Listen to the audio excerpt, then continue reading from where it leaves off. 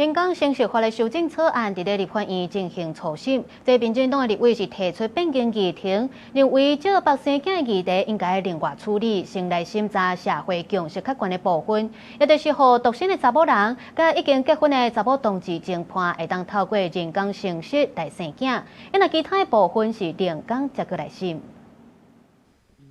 人工生殖法的修法已經吵真久，立法院衛權委員會伫16做初審，民進黨立委主張草案愛包括代理孕母的部分，但是民進黨立委希望脫鈎，雙方極力交鋒。因為大家的疑慮，所以我們做了好幾道這個防線，透過這個醫療剛性的一個篩選跟絕對自主權。各位擔心的部分，其實在後面的法條都會看到，我們仔細的把它寫出來。代理孕母涉及的是使用別人的身體，跟我們今天在審查這個人工生殖法的核心是兩件本質上完全不同的事情。民進黨立委提出變更議程，主張代理孕母的議題另外辦案處理，因為國民黨的立委都無出席7-2表決通過，無予去年底行政院通過的版本，予獨身女性已經結婚的女同志判例，有希望會當使用人工生殖。生育的女性被迫她必須要去承擔，就是其他無法生育女性她的那個生育壓力，完全沒有準備好的情況下，你就想要強硬的將這套制度在台灣推動，進入到這個體系裡面來擔任代理孕母的女性，她要承擔很大的壓力跟傷害。